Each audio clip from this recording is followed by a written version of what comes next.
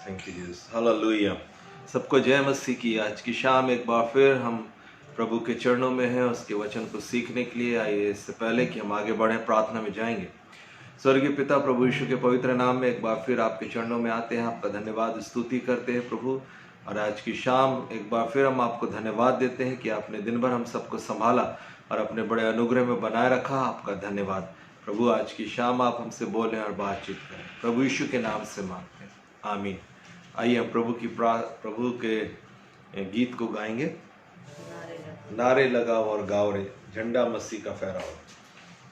नारे गाओ रे गाओ, झंडा मसीह का फहराओ रे। नारे लगाओ रे गाओ, झंडा मसीह का फहराओ रे। हालेलुया हालेलुया हालेलुया हालेलुया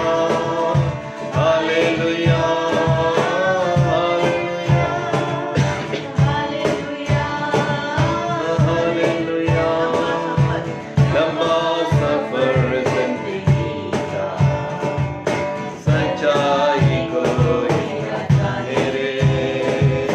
लंबा सफर जिंदगी का, सच्चाई कोई न जाने रे। आंखें पर को लगाओ, यीशु के पास तुम आओ रे। आंखें ऊपर को लगाओ, यीशु के पास तुम आओ रे। Hallelujah hallelujah hallelujah hallelujah hallelujah hallelujah hallelujah hallelujah. मृत्यु हुई है, पापों का अंत हुआ है। यीशु की मृत्यु हुई है, पापों का अंत हुआ है। खुशियाँ वो बाँट रहा है, प्रेम की धारा वही है। खुशियाँ वो बाँट रहा है, प्रेम की धारा वही है। Hallelujah hallelujah hallelujah hallelujah hallelujah hallelujah hallelujah hallelujah. Thank you Jesus, hallelujah. परमेश्वर का धन्यवाद। आज की शाम एक बार फिर हम परमेश्वर के वचन को लेकर आपके सामने हैं। और सुबह हमने देखा था पौलुस के उस दर्शन के लिए जिसमें वो ये लिखता है कि ना जाने दे सहित ना जाने दे रहित मैं तीसरे आसमान तक उठा लिया गया। और जो कुछ वहाँ पर मैंने देखा उनका मुंह पर लाना अभी कठिन है। और इन बातों को हमने सुबह के सेशन में देखा था कि कैसे स्वर्ग के अंदर में हमने देखा था कि 3 पार्ट जो है उनको देखा था। और आज हम देखेंगे जो परमेश्वर का सिंहासन है, जो स्वर्ग में परमेश्वर का सिंहासन है, उस सिंहासन के विषय में बाइबल हमको क्या बताती है।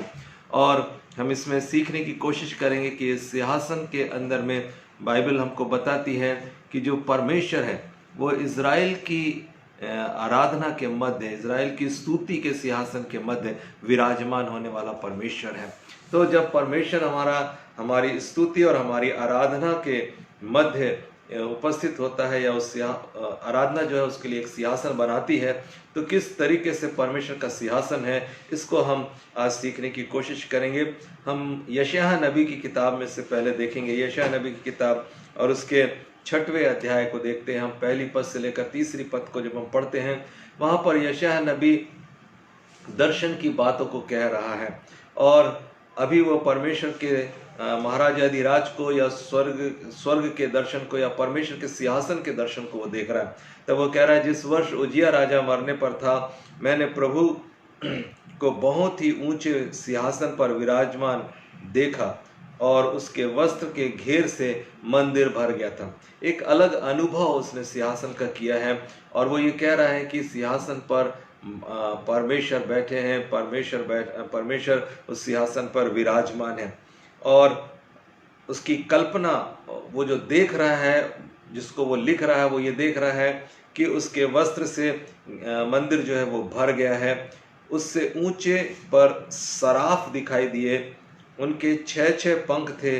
2 पंखों से वे अपने मुंह को ढांपते थे और 2 से अपने पांव को और 2 से उड़ रहे थे। उसने परमेश्वर का सिंहासन देखा, फिर सिंहासन के सामने देखा करूबों को, सराफों को देखा उसने। वो और उन शराफों का जो सराफ जो है वो एक प्रकार का स्वर्गदूत है। जैसे करूब होते हैं वैसे शराफ होते हैं। और भी स्वर्गदूतों के नाम हैं। जब हम स्वर्गदूतों के विषय में सीखेंगे बाइबल के अंदर में तो उनके काफ़ी नाम हमको देखने को मिलते हैं यहाँ पर। यहाँ पर जो स्वर्गदूत वो देख रहे हैं कि वो उनके 6 पंख हैं। 2 से वो अपने मुंह को ढांपे होते हैं, 2 से अपने बदन को ढांपे होते हैं, 2 से पैर को ढांपे होते हैं, बदन से लेकर पैर तक ढांपे होते हैं, 2 से अपने मुंह को ढांपे होते हैं और 2 से वो उड़ते हैं। मतलब 6 पंखों वाले वो स्वर्गदूतों को वो देख रहे हैं। और वो स्वर्गदूत क्या कर रहे हैं, यहाँ लिखा है, वे पुकार पुकार कर कह रहे थे, सेनाओं का यहोवा पवित्र पवित्र पवित्र है, सारी पृथ्वी उसके तेज से भरपूर है। तो ये एक दर्शन है जो यशायाह नबी देख रहे हैं। और इस दर्शन को देखने के समय वो ये कह रहे हैं कि मैंने परमेश्वर को सिंहासन पर बैठे हुए देखा। तो हमारे परमेश्वर का सिंहासन का जो वर्णन है वो इस तरीके से यशायाह नबी कर रहा है। फिर अगर यहेजकेल की पुस्तक को हम देखते हैं तो यहेजकेल भी परमेश्वर के उस सिंहासन का वर्णन कर रहा है। और हम यहेजकेल के पहले अध्याय में और 4 पद से लेकर 28 पद तक पूरा परमेश्वर के सिंहासन के विषय में लिखा हुआ है। तो इसमें से कुछ बातें जो पॉइंट के साथ मैं आपके साथ बांटना चाहूँगा ताकि आप समझ पाएं कि हमारा परमेश्वर कैसे सिंहासन पर विराजमान होता है। उसका सिंहासन अद्भुत है और वो सिंहासन किस रीति से जो है बनाया गया है, किस रीति से वो प्रिपेयर किया गया है, जिसको नबियों ने, परमेश्वर के भविष्यवक्ताओं ने देखा। तो आज हमको, जब हम आराधना करते हैं परमेश्वर की, जब हम परमेश्वर की स्तुति करते हैं, तो हमें भी उस सिंहासन को सामने रखते हुए उस तरीके से हमको परमेश्वर की आराधना करने की आवश्यकता है। और तब उसकी प्रेजेंस जब आती है तब हम देखते हैं कि सारे प्राणी जो है वो मुंह के बल गिरकर परमेश्वर की आराधना करने लगते हैं और उसको पवित्र पवित्र पवित्र कहने लगते हैं। तो यहेजकेल जो बता रहा है, लिखा हुआ है 4 पद से 28 पद तक बहुत सारी बातें लिखी है, लेकिन मैं आपको समझाने के लिए उनको पॉइंट टू पॉइंट बताने की कोशिश करूंगा ताकि आप समझ जाएं कि उस सिंहासन के अंदर में क्या क्या बातें हैं। पहली बात, जब वो देख रहा है कि एक झलकाया हुआ पीतल का सा दिखाई दे रहा है। उसको उस सिंहासन के ऊपर में झलकाया सा पीतल का सा कुछ दिखाई दे रहा है। क्या दिखाई दे रहा है वो नहीं लिखा है, लेकिन वो कहता है कुछ दिखाई दे रहा है और वो मनुष्य के समान है। और वो कल्पना कर रहा है या वो इस बात को सोच रहा है अपने दिल के अंदर, हृदय के अंदर, कि ये वास्तव में परमेश्वर है। और परमेश्वर का सिंहासन जो है जब वो दिखाई दे रहा है तो उसको झलकाए हुए पीतल का सा दिखाई दे रहा है। फिर वो क्या देख रहा है, वो देख रहा है कि उसके बीचों बीच 4 जीवधारियों के समान कुछ है। जीवधारियों को देख रहा है, 4 जीवधारियों को वो देख रहा है। उसके बाद कह रहा है कि उन जीवधारियों का जो रूप है वो कैसा है वो दिखाई दे रहा है उसको। वो कह रहा है कि उनका रूप तो है मनुष्य के समान है और हर एक के 4 मुख हैं और 4 पंख हैं। ये इस जीवधारी को देख रहा है कि इनके 4 मुख है, मतलब एक जीवधारी के 4 मुख हैं और उनके 4 पंख भी हैं। फिर वो कह रहा है उनके पांव तो सीधे हैं और पांव के तलवे बछड़े के खुर के से हैं और झलकाए हुए पीतल से चमकते हैं। जो सिंहासन का पायदान है वो खुर के समान है, लिखा हुआ है बछड़े के खुर के समान है और पूरा झलकाए हुए पीतल के समान दिखाई दे रहा है। अद्भुत है, अद्भुत। इसकी कल्पना करना भी बड़ा कठिन है। जब आज मैं इसका अध्ययन कर रहा था तो मैं कल्पना करने की कोशिश कर रहा था कि वो सिंहासन आखिर कैसा दिखता होगा। और यहाँ पर कह रहा है कि उसके जो पाए हैं जो सिंहासन के पाए हैं वो वो बछड़े के खुरों के समान है। और जब वो देख रहा है तो नीचे से लेके ऊपर तक झलकाए हुए पीतल का सा दिखाई दे रहा है। फिर वो और थोड़ा ध्यान से देखना चाहता है कि सिंहासन के अंदर में और क्या क्या बातें हैं। तब वो कहता है उनके मुख व पंख एक दूसरे से मिले हुए हैं। ये जो चारों प्राणी हैं जिनके चार चार पंख हैं, जिनके चार चार मुंह हैं, और ये आपस में जुड़े हुए हैं। और आगे वो कहता है कि वे अपने अपने सामने सीधे सीधे चलते हैं, मतलब एक ही डायरेक्शन में वो चलते हैं।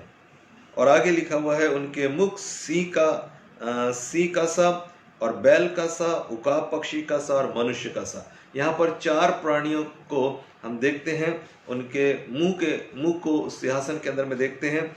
वो है पहला सिंह के समान, दूसरा बैल के समान, तीसरा उकाब के समान और चौथा जो है वो मनुष्य के समान।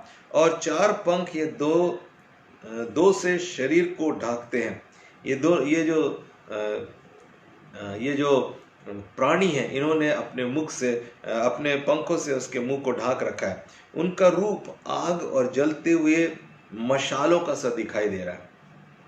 फिर उनका चलना जो है वो बिजली का सा है, बड़ी तेजी से बिजली जैसे चलती है उस तरीके से, थोड़ा समय भी नहीं लगता उसको, एकदम सामने से जूम करके निकल जाता है। इस तरीके का वो दर्शन देख रहा है। फिर वो देख रहा है इनके चारों मुखों की गिनती के अनुसार एक एक पहिया भी नीचे लगा हुआ है, एक एक पहिया भी नीचे लगा हुआ है। उन चारों पहियों के घेर जो है वो बहुत ही भयानक है। फिर उनके घेरे में आंख ही आंख लगी, उस जो पहिया बना हुआ उस पहिया में बहुत सारे घेरे और घेरे में आंख ही आंख लगी हैं। कितनी आंख लगी ये नहीं मालूम, लेकिन वहां बहुत सी आंखें लगी हुई हैं। फिर आगे लिखा है जब जीवधारी चलते हैं तब पहिए भी उनके साथ साथ चलते हैं, और जीवधारी उठते हैं तब वो पहिए भी उठते हैं। ये सिंहासन का वर्णन है, परमेश्वर का वर्णन नहीं है। सिंहासन, जिस सिंहासन पर परमेश्वर बैठ रहे हैं उस सिंहासन की बात हम कर रहे हैं।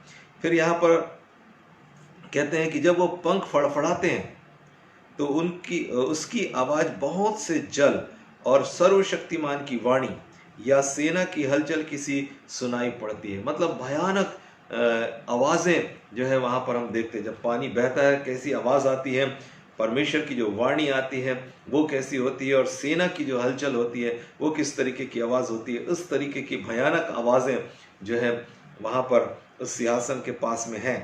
फिर जब वो खड़े होते थे तो पंख लटका लेते थे, जब वो खड़े होते थे तो पंख लटका लेते थे, मतलब पंख सीधे कर लेते थे अपने पैरों की तरफ। सिंहासन के जो पाए हैं उनकी तरफ उनका पैर हो जाता था। फिर उन्होंने क्या देखा, उसके ऊपर नीलमणि का सिंहासन है। इस सिंहासन के ऊपर नीलमणि का एक सिंहासन बना हुआ है। और फिर लिख रहा है कि करूब के ऊपर झलकाया हुआ पीतल का सा दिखाई देता है, और कमर से नीचे आग सी दिखाई दी, और बहुत प्रकाश था, और यहोवा के तेज का रूप ऐसा ही था। यहाँ पर जब परमेश्वर के सिंहासन को यहेजकेल देख रहा है तो वो देख रहा है कि कमर से नीचे वाला जो हिस्सा है वो उसका वर्णन कर रहा है, कि वो झलकाए हुए पीतल का सा दिखाई दे रहा है, और यहोवा का तेज। इसका मतलब है अभी भी यहेजकेल ने परमेश्वर के चेहरे को नहीं देखा है, परंतु उसने देखा है कि कोई है जो झलकाए हुए पीतल का सा दिखाई देता है, चमकदार है, आग का सा दिखाई दे रहा है, नीचे से भी आग दिखाई दे रही है, और वो उस सिंहासन पर बैठा है, कमर से नीचे वाला हिस्सा उसको दिखाई दे रहा है। ये परमेश्वर के सिंहासन का वर्णन यहेजकेल कर रहे हैं। फिर जब हम प्रकाशित वाक्य की पुस्तक में आते हैं तो यहाँ पर यूहन्ना भी सेम इसी तरीके के दर्शन को देख रहा है, जहां पर परमेश्वर का सिंहासन दिखाई दे रहा है। और वो कहता है प्रकाशित वाक्य की 4 अध्याय में और दूसरी पद से लेकर 11 पद तक हम जब पढ़ते हैं तो यहाँ पर लिखा है वो एक सिंहासन को देख रहा है, और वो क्या देख रहा है कि उस सिंहासन पे कोई बैठा है, और वह यशब और माणिक सा दिखाई देता है। ये behmul जो है पत्थर है जिनका नाम यशब और माणिक है, वो उसको वहां पर दिखाई देते हैं। और सिंहासन के चारों ओर मरकत सा एक मेघधनुष दिखाई देता है। और फिर कहता है सिंहासन के बीचों बीच में और सिंहासन के चारों ओर 4 प्राणी हैं, जिनके आगे पीछे आंख ही आंख है। ये 4 प्राणी उनको दिखाई दे रहे हैं, और इनकी आंखें आंख दिखाई दे रही है। और जैसे हमने यहेजकेल में देखा कि उस सिंहासन के जो पहिए हैं उसमें आंखें आंख लगी हुई है। और यहाँ पर जो यूहन्ना देख रहा है वो कह रहा है कि वो जो चार प्राणी है, जो चार प्राणी है, मतलब चार जो पाए हैं, उस पाए में वो उन प्राणियों को देख रहा है जो उकाब की नाई है, बैल की नाई है, सिंह की नाई है, मनुष्य के समान उनका मुंह है और चार चार मुंह जुड़े हुए हैं। इसी तरीके का सेम विजन वो इस सिंहासन का देख रहा है। और वो कह रहा है यहाँ पर पहला प्राणी जो है वो सिंह के समान, दूसरा बछड़े के समान, तीसरा मनुष्य के समान और चौथा यहाँ पर उकाब के समान उसको दिखाई दे रहे हैं। तो ये एक सिंहासन की पिक्चर जो है यहाँ पर देख रहा है। फिर कह रहे हैं चारों प्राणियों के 6-6 पंख हैं। जैसे यशायाह ने देखा था वैसे ही यहाँ पर प्रकाशित वाक्य में यूहन्ना भी देख रहा है। 6-6 पंख हैं और चारों ओर और भीतर आंखें ही आंखें हैं। मतलब ये पहियों वाली आंखों को देख रहे हैं और वे रात दिन बिना विश्राम लिए यह कहते रहते हैं। मतलब परमेश्वर का जो सिंहासन है वो सिंहासन जिस चीज से बना, वो चार प्राणी जो वहां पर हैं और वहां पर जो चार प्राणी है उनका मुंह जो है वो सिंह के से और मनुष्य का सा, उकाब का सा और बछड़े का सा या बैल का सा है। ये जो प्राणी है ये परमेश्वर की स्तुति कर रहे हैं। यहाँ पर लिखा हुआ है कि ये जो चारों प्राणी जिनके 6-6 पंख है और चारों ओर भीतर आंखें ही आंखें हैं, वे रात दिन बिना विश्राम किए यह कहते रहते, बिना विश्राम किए ये कहते रहते हैं, पवित्र पवित्र पवित्र प्रभु परमेश्वर सर्वशक्तिमान, जो था, जो है और जो आने वाला है। तो ये सिंहासन का वर्णन है। और जब इस सिंहासन के वर्णन को आप बहुत बारीकी से देखेंगे तो आप पाएंगे ये सिंहासन स्वयं में परमेश्वर की आराधना से भरा हुआ है। इस सिंहासन के पांव को भी आप देखेंगे तो स्वयं ये आराधना से भरा हुआ है। और इसमें जो चार प्राणी हैं जिनके मुख को हम देख रहे हैं, पहला जो मुख हम देख रहे हैं यहाँ पर वो सिंह के समान है, दूसरा मुख देख रहे हैं हम बछड़े के समान या बैल के समान, तीसरा प्राणी हम देख रहे हैं मनुष्य के समान और चौथा है उकाब के समान। ये चार प्राणी अपने आप में कुछ योग्यताओं को रखते हैं।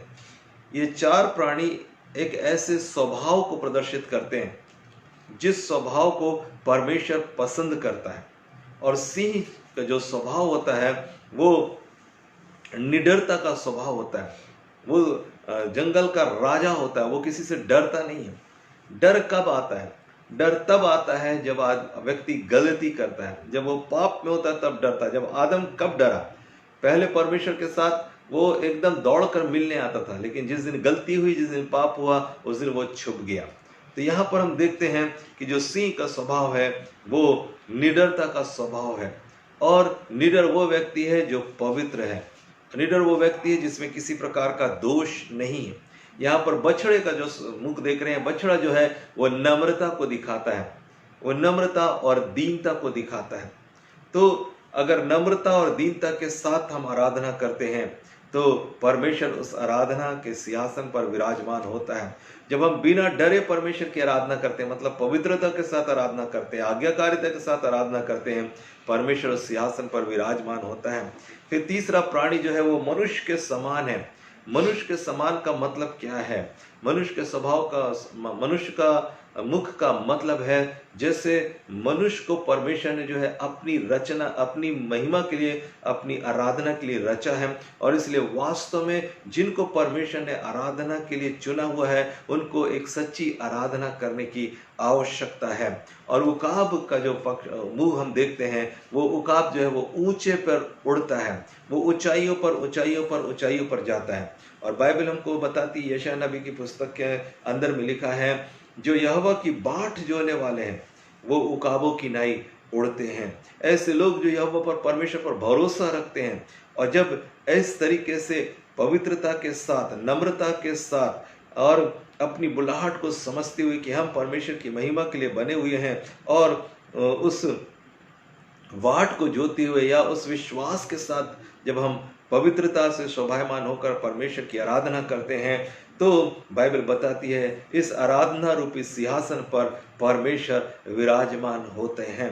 तो यहाँ पर हम देख रहे हैं कि एक सच्ची आराधना हमारे परमेश्वर के लिए एक खूबसूरत सिंहासन को बनाती है। और यहाँ पर जब हम देखते हैं कि स्वर्ग में एक ऐसा अद्भुत सिंहासन है और उस सिंहासन में आंखें ही आंखें, आंखें क्या करती हैं? आंखें वो चीज़ें जो सब कुछ स्कैन कर लेती हैं, मतलब थोड़ी सी भी चूक नहीं हो सकती है। उस परमेश्वर के सन्मुख में जब हम जाते हैं तो हमें पवित्रता को धारण करके जाने की आवश्यकता है। फिर बाइबल बताती है सिंहासन जो है, एक सिंहासन के जो चारों प्राणी हैं, और जब ये खड़े होते हैं तो एक साथ खड़े होते हैं, और बैठते हैं तो एक साथ बैठते हैं, ऊपर उठते हैं तो एक साथ बैठते हैं। और यहाँ पर हम यूनिटी को देखते हैं। जब आराधना होती है वो आत्मा की एकता में होना बहुत ज़रूरी है। यदि आत्मा की एकता में आराधना नहीं होगी, हमारे स्तुति के मध्य परमेश्वर का सिंहासन नहीं होता है, नहीं विराजमान होगा। यहाँ पर किसी भी प्रकार की त्रुटि जो है वो अलाउ नहीं है। और इसलिए जब हम आराधना करने वाले लोग हैं या आराधना हम जब करते हैं, हमको ये समझने की आवश्यकता है कि जो आराधना आप कर रहे हैं उसमें किस तरीके से परमेश्वर का सिंहासन बनेगा, जिस सिंहासन पर परमेश्वर विराजमान होते हैं। तो यहाँ पर हम अगर इस सिंहासन की बारीकियों को देखेंगे तो हम देखेंगे कि ये जो प्राणी हैं और ये जो करूब वहाँ पर है, वहाँ पर जो सराफ है, यशायाह नबी की किताब के अनुसार वो क्या करते हैं? वो दो से अपने पैरों को ढकते हैं और दो से अपने मुंह को ढक लेते हैं। इसका मतलब है परमेश्वर की भारी पवित्रता को वो महसूस करते हैं। जब वो परमेश्वर के सन्मुख में जाते हैं तो वो अपने आप को पूरी रीति से छुपा देते हैं, ताकि जो आराधना उसकी हो वो सिर्फ और सिर्फ परमेश्वर की आराधना हो।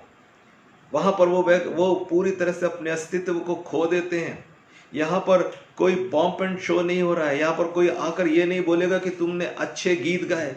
गीत गाना आराधना नहीं है, परंतु आराधना है जहाँ पर एक व्यक्ति अपने आप को पूरी तरह से उंडेल देता है।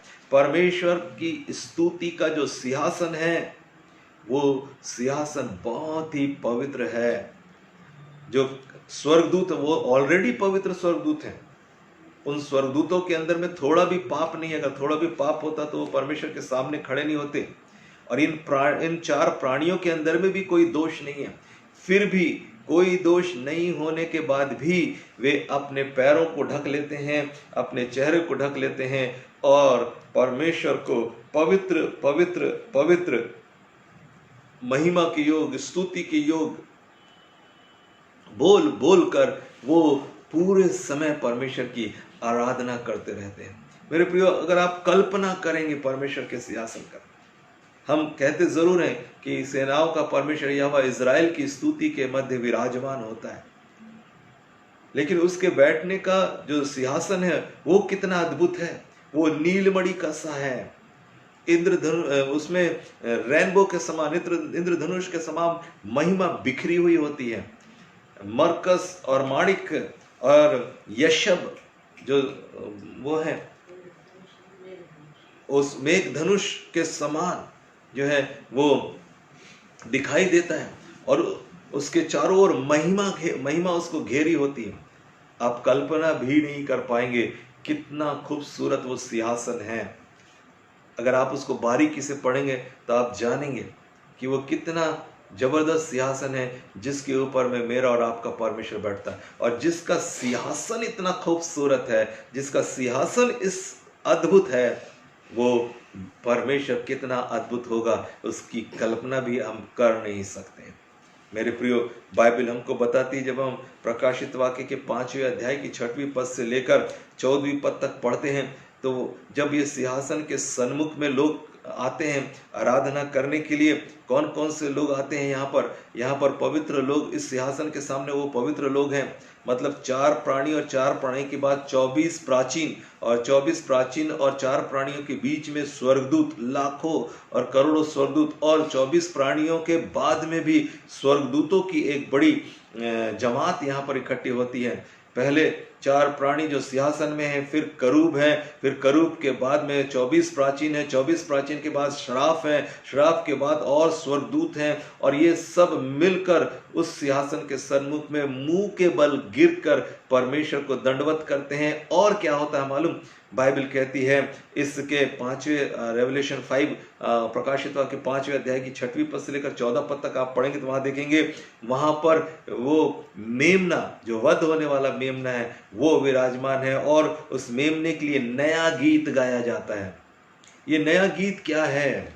ये वो गीत नहीं है कि रब की होवे सन्ना, हम जो गीत गा लेते हैं रटे रटाए वाले, वो नहीं है।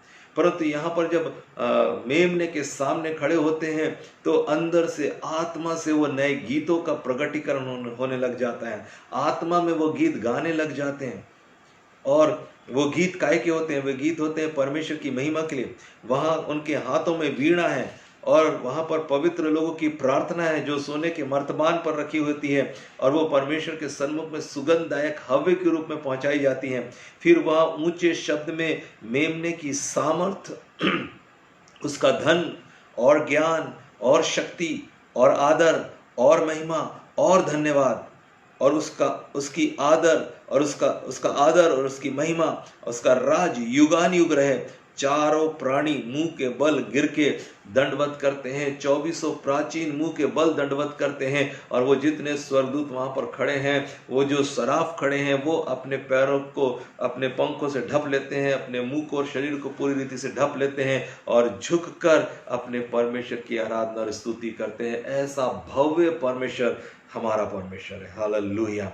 और उसकी पवित्रता को समझने की आवश्यकता है। जब हम परमेश्वर के सिंहासन के सन्मुख में जाएंगे, वो परमेश्वर के सिंहासनों के विषय में हम आने वाले दिनों में शिक्षा पाएंगे कि कैसे परमेश्वर के अलग अलग सिंहासन हैं, जिनके नाम बाइबल के अंदर में लिखे गए हैं। अनुग्रह का सिंहासन है, और भी बेमा सिंहासन है, और भी ऐसे सिंहासनों के विषय में बाइबल में लिखा हुआ है।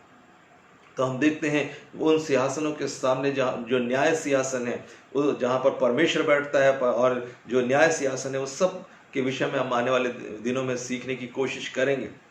जहाँ पर मुकुट मिलेंगे, जहाँ पर हमारा प्रतिफल परमेश्वर हमको देने वाला है। तो वो खूबसूरत जगह है जिस जगह पर हमको जाना है।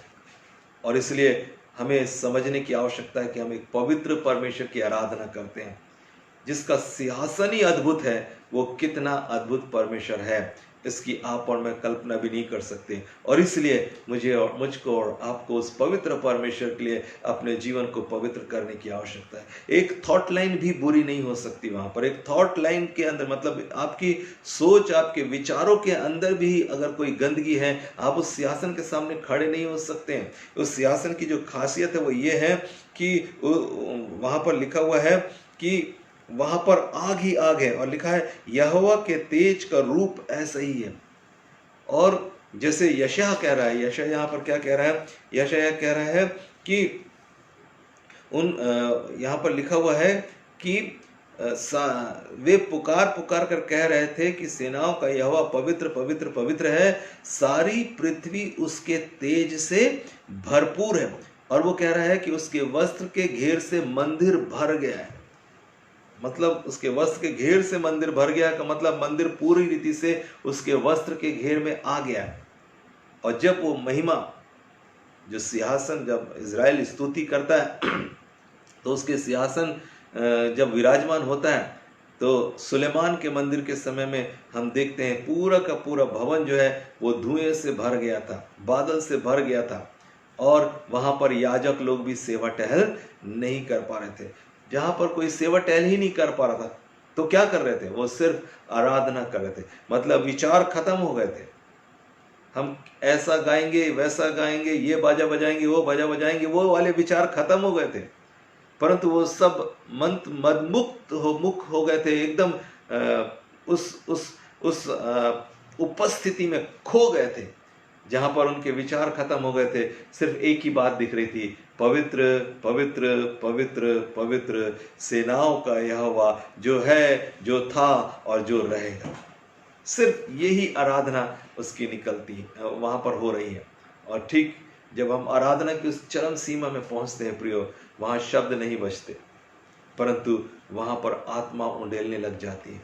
वहाँ पर एक व्यक्ति अपना हृदय उंडेलने लग जाता है, उसके अपने विचार खत्म हो जाते हैं और उसके जीवन के अंदर में सिर्फ एक ही बात रहती है, सारा आदर, सारी महिमा, सारा सम्मान, सब कुछ मेरे और मेरे और मेरे परमेश्वर का है। मैं वहाँ पर खत्म हो जाता हूँ, मेरा परमेश्वर वहाँ पर बढ़ता और बढ़ता और बढ़ता चला जाता है।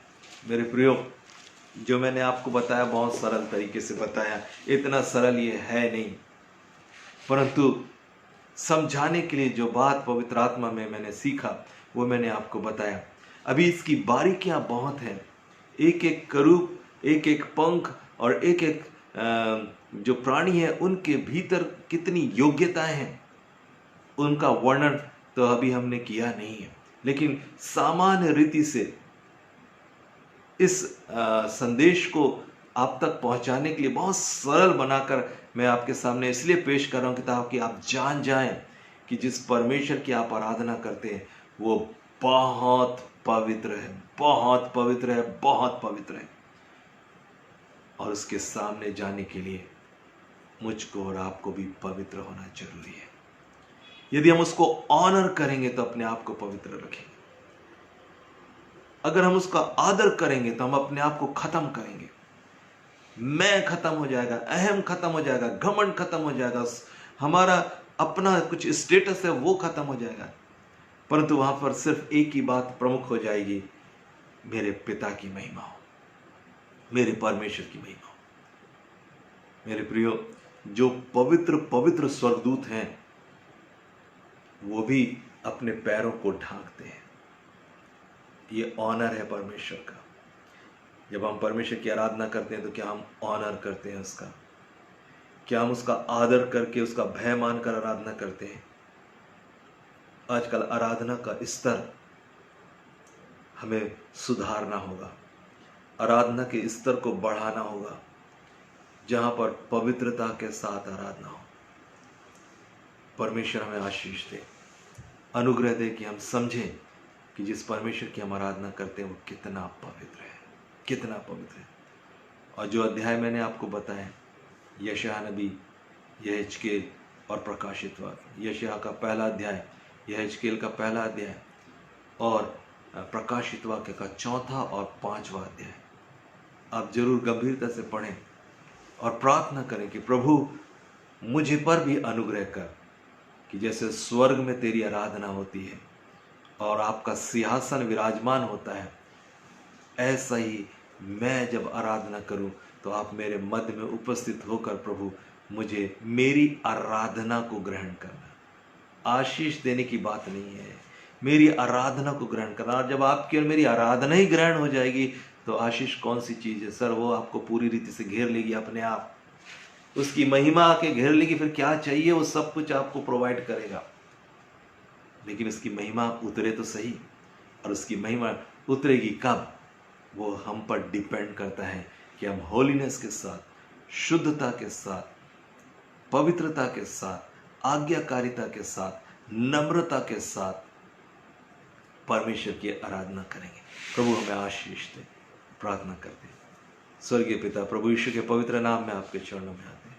आपका धन्यवाद, आपकी स्तुति और आपकी बड़ाई और आपकी प्रशंसा करते हैं। Thank you holy spirit Lord, wonderful Lord, hallelujah. मैं देख रहा हूं कि इस समय परमेश्वर की सामर्थ आपके पर उतर रही है। शिखोर अलाबाना खारेसी ओराबाना खा शेथेरे बिरी खतनमा। आप जितने लोगों ने परमेश्वर के वचन को सुना है, गंभीरता पूर्वक इस समय परमेश्वर की सामर्थ्य आपको स्पर्श कर रही है। और मैं देख रहा हूं जैसे ऊपर से एक रोशनी आती है, एक तेज रोशनी आती है, ऐसी एक तेज रोशनी आपके ऊपर में उतर रही है। Receive it in the name of Jesus. ये परमेश्वर की वो महिमा है और ये वो महिमा का प्रकाश है जो हमारे आंतरिक मनुष्यत्व को बदलता है। Thank you holy spirit. ओ राखाबाना शिरिया। Thank you lord, thank you lord, thank you lord, thank you lord, hallelujah. Receive it in the name of Jesus. यीशु मसीह के नाम में वो प्रेजेंस उतर रहा है इस समय। प्रभु हम प्रार्थना करते हैं यीशु मसीह के नाम से, आपके सन्मुख में मुंह के बल गिरते हैं प्रभु, आपके सन्मुख में नतमस्तक होते हैं प्रभु, आपके सन्मुख हाथ जोड़ते हैं और सिर झुकाते हैं और कहते हैं प्रभु तू महान है, तू महान है, तू महान है, तू पवित्र है, पवित्र है, पवित्र है, पवित्र है, पवित्र है, पवित्र है, पवित्र है प्रभु। Thank you lord. रबो शथना मना खराबा। हालेलुया। परमेश्वर की सामर्थ इस समय आपको स्पर्श कर रही है। अपने हृदय को तैयार करें। Hallelujah. Thank you Jesus. Hallelujah. मैं इस समय देख रहा हूं किसी के पसली में दर्द था और इस समय वो पसली का दर्द खत्म हो गया यीशु के नाम से। मैंने देखा कि आपकी पसली के ऊपर में एक तेज रोशनी उतरी है और इसी समय वो दर्द खत्म हो चुका है। Hallelujah. Thank you lord. Thank you Jesus. रबो शथाना वाना खरालबा सिबिरी खितिरी शथारलबा। परमेश्वर आपका धन्यवाद करते हैं, आपका धन्यवाद करते हैं, आपका धन्यवाद करते हैं, आपका धन्यवाद। Thank you lord. हालेलुया। कई लोगों को परमेश्वर छू रहे हैं इसी समय। जब आप देख रहे हैं, आप सुन रहे हैं परमेश्वर की आवाज को, इसी समय परमेश्वर आपकी दुर्बलताओं को भी दूर कर रहे हैं। और ना केवल दुर्बलताओं को दूर कर रहे हैं, परंतु आपके हृदय में एक दिए के समान, एक दीपक के समान ज्योति जो है वो आपके हृदय में प्रज्वलित हो रही है। Thank you lord. Hallelujah. Thank you Jesus. Thank you Jesus. परमेश्वर हम आपका धन्यवाद करते हैं और इस समय हर एक सुनने वालों को छू लें प्रभु जी। और आपके पवित्र आत्मा की सामर्थ, जैसे प्रभु सुलेमान के मंदिर के अंदर में महिमा का बादल आ गया था और याजक लोग भी सेवा टहल नहीं कर पाए थे क्योंकि वह सारे के सारे एक मन और एक चित्त होकर प्रभु जी सेवकाई कर रहे थे। ऐसे ही प्रभु जी यूनिटी आ जाए, फैमिलीज के अंदर यूनिटी आए यीशु के नाम में। रिलीज कर रहे हैं हम यीशु मसीह के नाम में। परिवार के अंदर में एकता। Thank you lord. हालेलुया। घरानों में एकता आ रही है। In the name of Jesus receive it. In the खोरा थखाना खतिरिबी शकुंद नमनमा रिथिनिमिनी खरला शतरलबा सुकुरलबा शेतिरिबी खतनमना खरलबरबा। हालेलुया। इस समय परमेश्वर की सामर्थ आपको छू रही है, आपके घरों को और आपके परिवारों को छू रही है। और अलावा शतनमा आत्मा की एकता को अपने बीच में निमंत्रण दे। आत्मा की एकता को रिसीव करें, रिसीव करें, रिसीव करें, रिसीव करें, रिसीव करें, रिसीव करें। Thank you holy spirit lord. रबो शथाना मना खराबा। हालेलुया। हालेलुया। हालेलुया। हालेलुया। मैं देख रहा हूं कुछ चमकदार चीज जो दिखाई दे रही है मुझे, कुछ चमकदार चीज है। हालेलुया। Thank you Jesus. वो आपके ऊपर मंडरा रही है। Thank you lord. हालेलुया। परमेश्वर का अनुग्रह आ रहा है। Thank you father. Worship you Lord. रबा शथाना मना खराबा। इस समय मैं तमाम जो बीमार लोग हैं उनके लिए प्रार्थना कर रहा हूँ। आपके ऊपर में चंगाई की सामर्थ उतर रही है। किसी भी प्रकार की बीमारी क्यों ना वो इस समय जा रही है यीशु के नाम से। हुक्म दे रहे हैं हर एक बीमारी। Thank you lord. हालेलुया। हर एक वो गलत आदतें, हर एक गलत सोच, हर एक गलत विचारधारा के ऊपर में यस रूबो शखरलबा। Thank you Jesus. मैं देख रहा हूं आपके विवेक के ऊपर में, आपके मस्तिष्क के ऊपर में, जैसे नदी का पानी बहता है कल कल करते हुए, लहराते हुए, ऐसे जब पानी चलता है वैसे ही आपके मस्तिष्क के ऊपर में मैं एक परमेश्वर की सामर्थ को पानी के समान चलते हुए देख रहा हूं। Receive it. ये वो बातें हैं जो परमेश्वर आपके ऊपर में अलौकिक रीति से कर रहे हैं। Thank you Jesus. Thank you Jesus. Wonderful holy spirit. रुखो शोथोरा बना मनमा। हालेलुया। हालेलुया। हर एक के विवेक को आप छू लें प्रभु जी। हर एक के विवेक को छुएं प्रभु जी। हर एक के विवेक को छू लें इस समय। और ये नदी के समान जो जल आप दिखा रहे हैं प्रभु जी, ये वास्तव में हर एक मन की अशुद्धता को शुद्ध करने पाए, विचारों की अशुद्धता को शुद्ध करने पाए। Yes lord. Hallelujah. Hallelujah. Hallelujah. बहुत धन्यवाद प्रभु जी। बहुत धन्यवाद यीशु मसीह। Thank you lord. Thank you lord. Thank you lord. प्रभु की तरफ से एक छुटकारा आपके लिए उतर रहा है। एक छुटकारा आपके लिए उतर रहा है। Thank you lord. Hallelujah. Oh hallelujah. प्रभु अनुग्रह करें ताकि आप हमारी स्तुति के मध्य विराजमान हो और आपका सिंहासन हमारे मध्य में हो प्रभु जी। आपकी उपस्थिति, आपकी प्रेजेंस हमारे मध्य में होने पाए प्रभु, क्योंकि हम जानते हैं आपकी उपस्थिति में आनंद की भरपूरी है, आपकी उपस्थिति में छुटकारा है, आपकी उपस्थिति में ओ पिता परमेश्वर मुक्ति है। आपकी उपस्थिति में प्रभु जी सब चीजें शांत हो जाती हैं। हालेलुया। हालेलुया। वंडरफुल। परमेश्वर की सामर्थ लगातार और लगातार आप पर उतर रही है, उसे रिसीव करें। Thank you lord, thank you Lord. धन्यवाद यीशु मसीह, धन्यवाद यीशु मसीह, धन्यवाद यीशु मसीह। प्रार्थना सुनने के लिए धन्यवाद। आपने हम सबको अद्भुत रीति से छुआ है प्रभु, और इसके लिए हम आपकी स्तुति करते हैं। Thank you lord, thank you Jesus, hallelujah. हमें से प्रत्येक के जीवन को बदलें प्रभु, और अपने जैसा बनाए, अपने जैसा बनाए प्रभु, अपने जैसा बनाए प्रभु, अपने जैसा बनाए, अपने जैसा बनाए प्रभु, अपने जैसा बनाए प्रभु। Thank you Lord. सारा आदर, सारी महिमा और सम्मान आपको देते हैं। आज की रात आपकी महान उपस्थिति हम में से प्रत्येक के जीवन पर बनी रहे प्रभु। आज की रात स्वप्नों में और दर्शनों में बात करें प्रभु, और कल जो रविवार की आराधना है उसके लिए हमें तैयार करें। धन्यवाद यीशु मसीह, धन्यवाद। सारी महिमा, आदर और सम्मान आपको देते हैं प्रभु यीशु के नाम से मांगते पिता, सुनिए और दया से कबूल करिएगा। आमीन, आमीन, आमीन। आइए प्रभु की प्रार्थना को दोहराते हैं। हे हमारे पिता, आप जो स्वर्ग में हैं, आपका नाम पवित्र माना जाए, आपका राज आए, आपकी इच्छा जैसे स्वर्ग में पूरी होती है वैसे इस पृथ्वी पर भी पूरी हो। हमारे दिन भर की रोटी आज हमें दे, और जैसे हमने अपने अपराधियों को क्षमा किया वैसे ही हमारे अपराधों को क्षमा करें। हमें परीक्षा में ना लाए, परंतु बुराई से बचाएं, क्योंकि राज्य, पराक्रम और महिमा सदा आपके। आमीन। अब हमारे पिता परमेश्वर का प्यार, प्रभु यीशु मसीह का अनुग्रह और पवित्र आत्मा की संगति और सहभागिता हम में से प्रत्येक के साथ सदा काल तक होती रहे।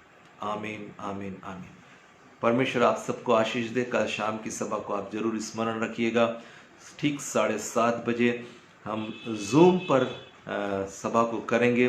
आज हम व्हाट्सएप में आपको लिंक भेज देंगे। पोस्टर हमने पोस्ट किया हुआ है फेसबुक में, उसमें आईडी और पासवर्ड है, आप उसका इस्तेमाल कर सकते हैं। कल 7:30 बजे प्रभु के दास पास्टर रॉड्रिक गिलबर्ट हमारे बीच में होंगे। प्रभु के महान दास हैं, बहुत बड़ी उनकी सेवकाई है और उन्होंने हमें समय दिया है और इसका फ़ायदा हम उठा सकते हैं। इसलिए अधिक से अधिक लोगों के साथ आप इसको बांटें। अपने मित्रों को और विश्वासी भाइयों को जिनको आप जानते हैं उनको जरूर आप शेयर करें और आग्रह करें कि कल की सभा में वो शामिल हो। परमेश्वर आप सबको आशीष दे। एक और विशेष सूचना, कल रविवार है और इसलिए सुबह हम ठीक 10:30 बजे रविवारी आराधना करेंगे, और इसलिए आप ठीक 10:30 बजे ऑनलाइन फेसबुक पर रहें ताकि कल की सुबह की आराधना, रविवारी आराधना में हम शामिल हो सकें। सो परमेश्वर हम सबको आशीष दे। सबको जय मसीह की, जय मसीह।